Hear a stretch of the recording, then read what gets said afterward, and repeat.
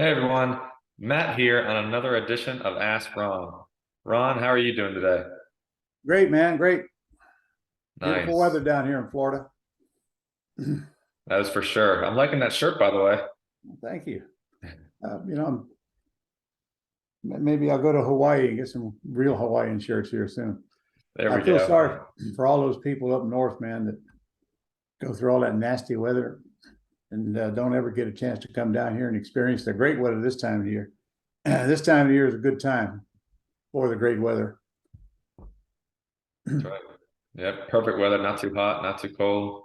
So we got some intelligent questions today. Yep, I believe so. I'll let you be the judge of that one now. All right. All right, Have we heard any new ones lately? There's a few new ones. All right. Maybe we'll get a new one today.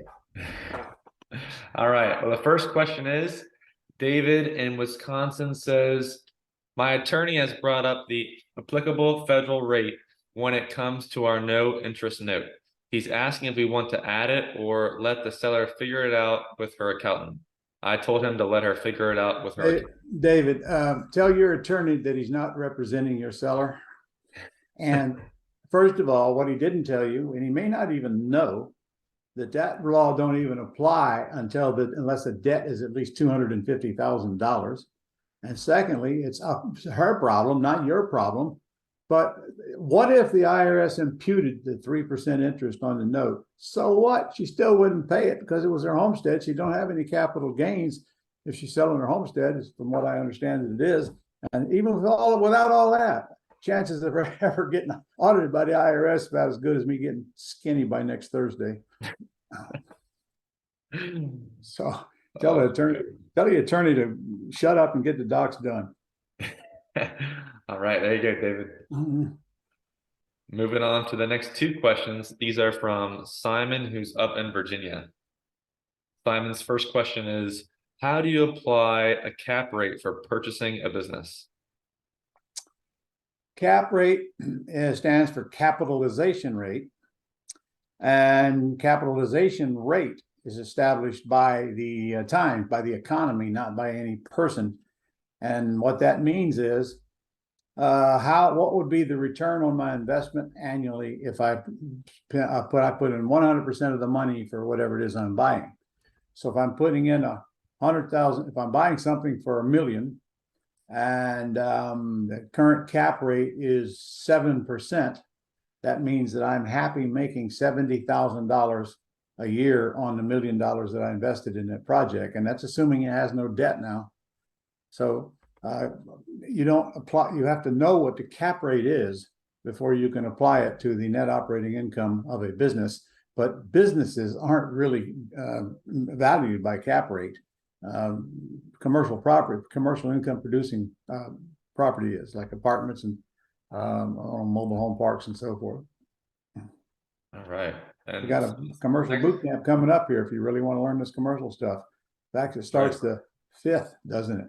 5th through the 7th. Like next week.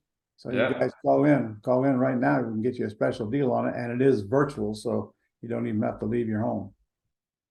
Yeah, that's right. All right. Simon's next question is, if the property has NOI and sells with the business, do you still use the same cap rate numbers?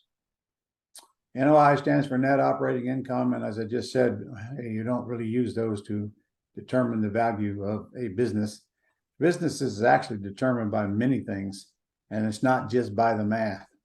How many businesses have you known that have been sold for millions and millions of dollars and don't even have an NOI? Okay, maybe somebody wanted the product, maybe somebody wanted the thing that they had the rights to, maybe somebody wanted to buy the business just to put them out of business. Businesses are sold for all kinds of reasons, not by cap rate. There you go, Simon. Moving on, our next question is from Perzina, who's in Georgia. Perzina says, can you go into detail on the proof of funds letter and when to use it? The proof of funds letter is only needed if you're making offers through agents, usually to lenders. Sometimes the agents will want them even without the lenders that are on the property. But if you're buying properties from FSBOs, you don't need a proof of funds letter. They don't even know what that is, and they've never asked for it. So you don't need to worry about it unless you're buying through the MLS. And then they might ask for it. It's nothing more than a document that shows somebody's got enough money in the bank to cover that purchase. It doesn't mean anything. It doesn't mean they're going to use that money. They're not obligated to do anything. A letter, a statement from your grandmother's IRA is good, or your IR or somebody's stocks account. It doesn't make any difference. It's just, and frankly, if you got a private lender or you got one, they can write a letter stating that they will fund it if it passes the stress test that they require before they close. It doesn't mean they even have to make the loan. Doesn't mean anything. So again, the real money is over in the world of FSBOs anyway, and you don't have to worry about a proof of funds letter. Perfect. All right, we're coming up to our final two questions, and these are both from Farhan in Washington. Farhan says, I came across a seller that was interested in seller financing on a free and clear house, but will be using the equity from the house to buy another house or downgrade herself. I had no way to put up in a value proposition for her to tell her how seller financing would help. What do you do when you come across these types of situations? If I heard that question right, the seller's house is free and clear, but she wants the money to go buy something else. Yes. Right? Okay. Correct. Well, the only way you're going to get her that money is to go, why don't you suggest to her that, why don't you go refinance your house? And then as soon as you do, I'll buy a house from you and take over your debt and make the payments until sometime in the future when it's paid off. That's the only way that they can get cash.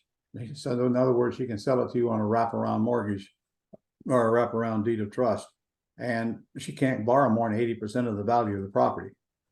So, and she may not even be interested at all, but that's your only play if they want the money out of the free and clear house, because you're certainly not going to go get a loan to pay her.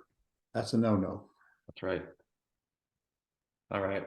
Moving on to our last question of the day. Farhan says, I came across a fix and flip investor with a triplex, but he wants his money now to buy the next property. How can creative financing be used in this situation? I just answered that question. If he wants his money now, that's the key thing you just said. He's got to go refinance it himself, or you're not the buyer, because you can't get him his money now unless you go to the bank and borrow the money. And I am telling you, there is no property worth you doing that. That credit goes on your record. It stays on there for a long time. You're personally liable. You risk your credit, you risk your assets, you risk your marriage if you're married. It just ain't worth it. There's too many ways to buy property without using your credit. So don't use your credit. That's the biggest mistake I think real estate investors make, especially going into uncertain times. Yeah, that's right. All right, Ron, I think that's all we have for today. All right. Well, guys, if you're interested in commercial, call our office immediately and get in on this upcoming event, because we don't have another one until later on in the year. And that one will be held here in Jacksonville. I'll tell you what, a lot of people are making a lot of money just because they attended this commercial event. In fact, one of them is my executive assistant's fiance, who just became a multi-millionaire in cash on a project that took him 2 years to get in and get out of. But only takes one of those to set you up for life, just one. And it does not require your credit, and it does not require your money. In fact, he had no money in the deal. He built a self-storage facility, had no money in the deal. He found a partner to put up the money and go to the bank and get the loan. All he did was ramrod the project through, which was plenty. I mean, it's a lot of work, don't get me wrong, because they built it from scratch. So that's just one way to make money. But if you're thinking about, you got to have a lot of money, you got to have a big financial statement to make money in commercial, you better come see me, because I'll open up a lot of new doors for you, as I have for many before you. All right. See you all next week.